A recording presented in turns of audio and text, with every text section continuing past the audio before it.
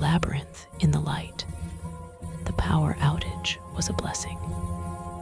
It forced him out of his chair, out of the hypnotic loop. In the stark, silent reality of a sunlit afternoon, his actions of the past week seemed like the ravings of a madman. He saw himself from the outside, unwashed, trembling, communicating with a phantom in a screen. This had to stop. He spent the day cleaning his apartment, throwing out takeout containers, and taking a long, scalding shower. He called a friend and made plans for the evening, something he hadn't done in months. He would be normal again.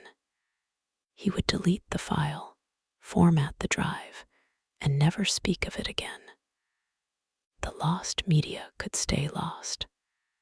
Some doors are meant to remain closed. He went out. He drank a beer. He laughed at a joke.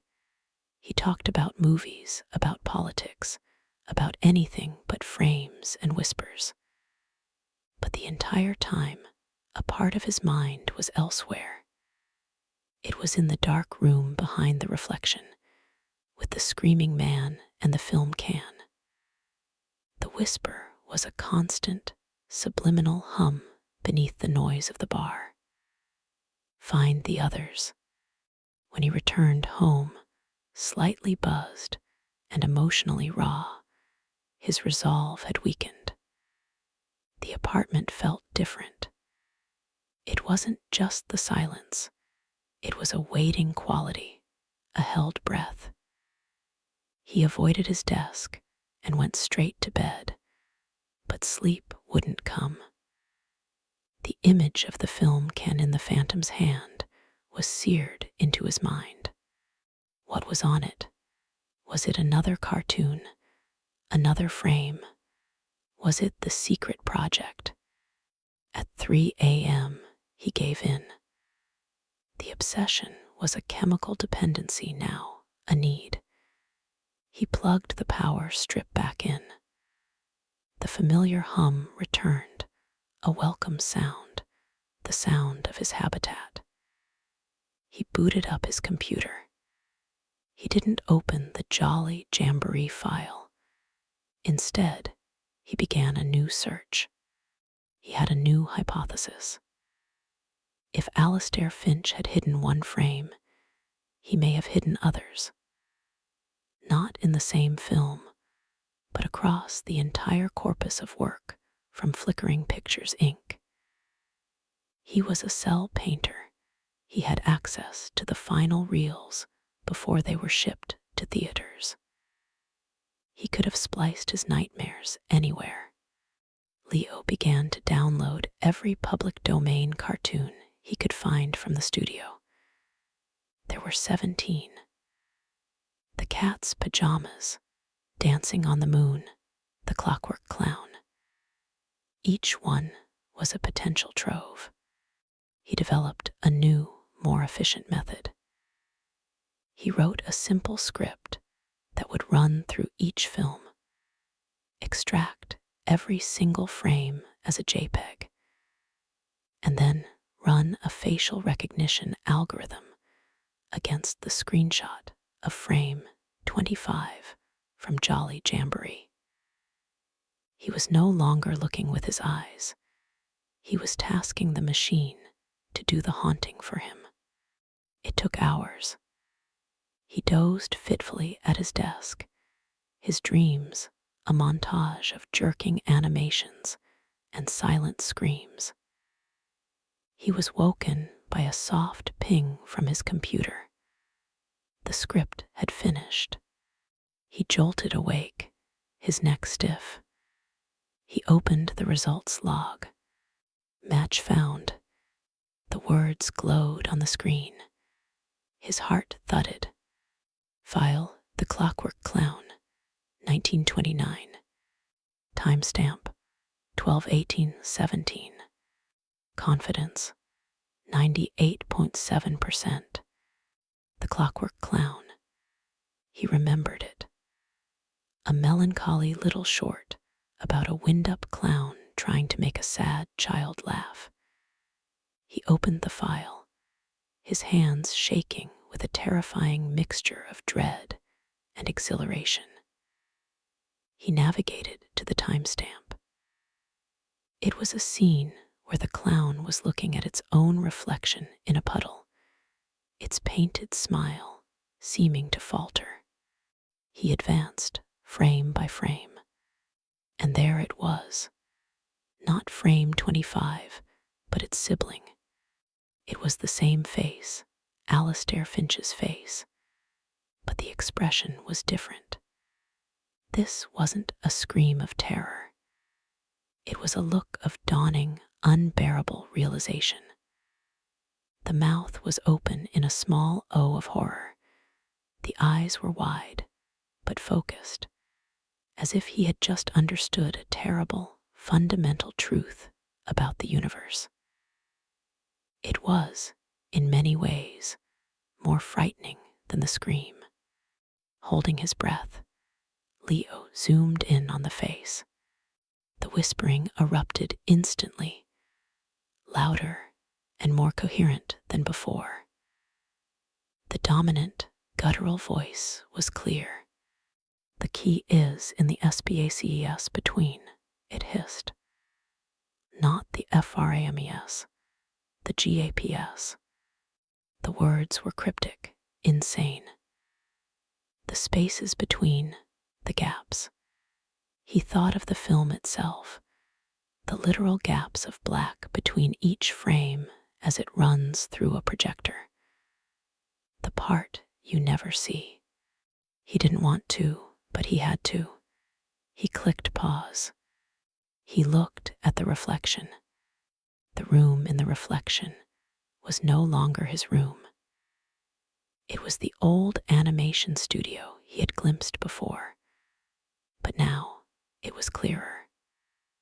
The light table was to his left, covered in detailed, monstrous sketches that were not meant for children.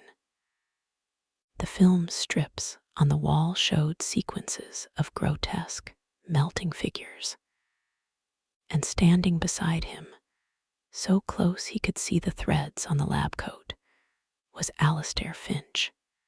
He wasn't screaming now.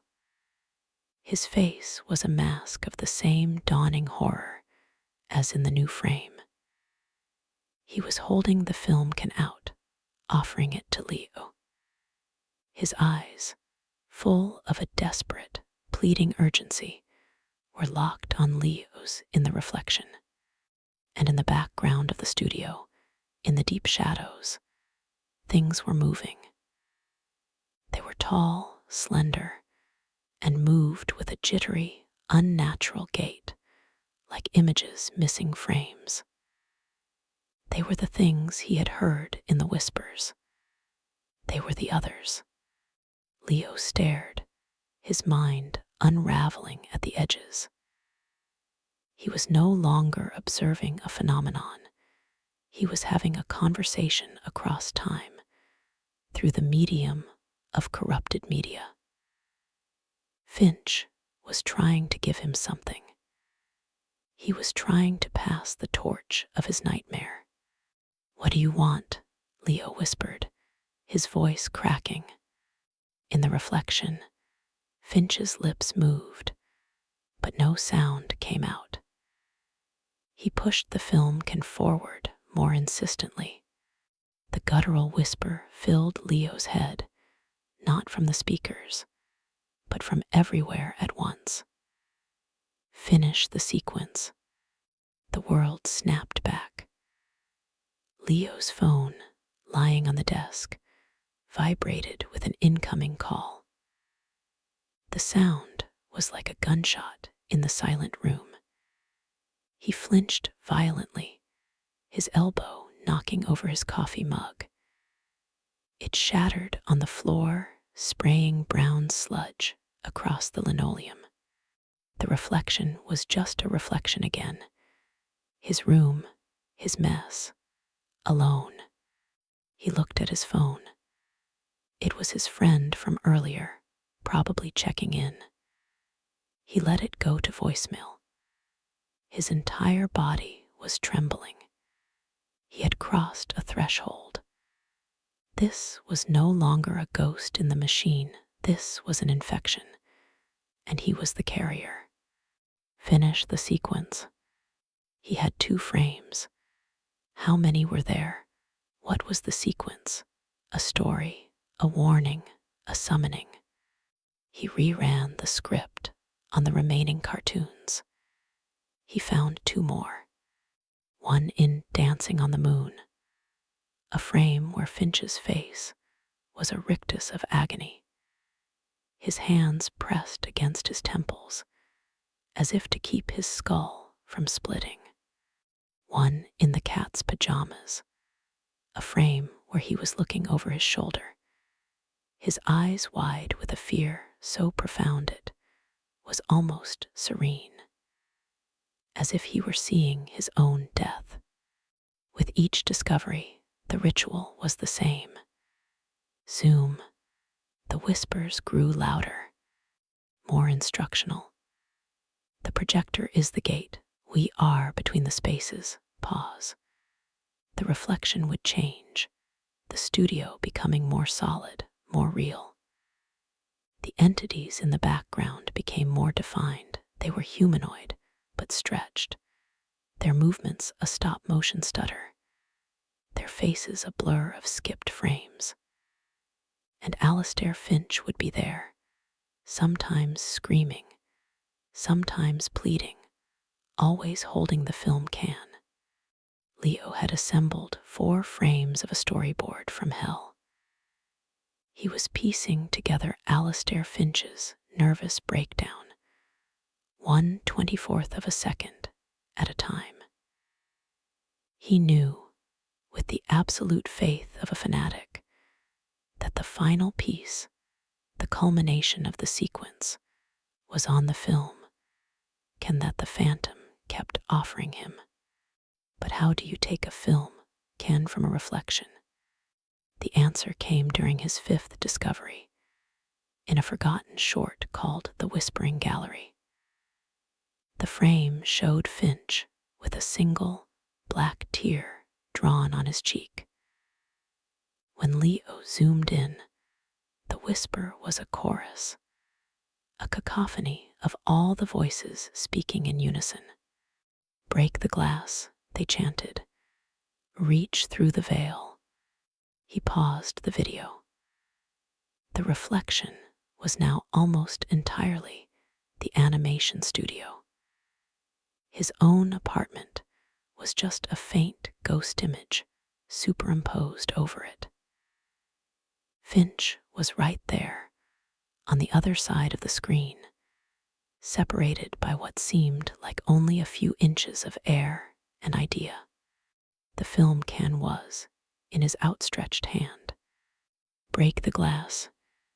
Leo looked at his own reflection, his hollow eyes, his gaunt face, a man being consumed from the inside by a digital specter. He looked at the thing he had become. He was Alistair Finch now. He was the one trapped in the nightmare. He raised a trembling hand. He didn't know if he was reaching for the film can or for his own salvation. He pressed his fingertips against the cool, hard surface of the monitor. On the other side, in the reflection, Alistair Finch did the same. Their fingertips met in the space between, and the glass, for just a moment, ceased to be a barrier. It became a liquid, a membrane. Leo felt a shocking, electric coldness, and then the rough, metallic edge of the film can was in his hand. He snatched his hand back, clutching the can. It was real, solid, heavy. It was cold as the void. In the reflection, Alistair Finch smiled. It was not a smile of relief or joy. It was the grim, satisfied smile of a man who has just passed on a curse. Then he turned and walked away, dissolving into the shadows of the studio, the jittering entities closing in around him. The reflection shimmered and resolved back to Leo's apartment. The video player was closed.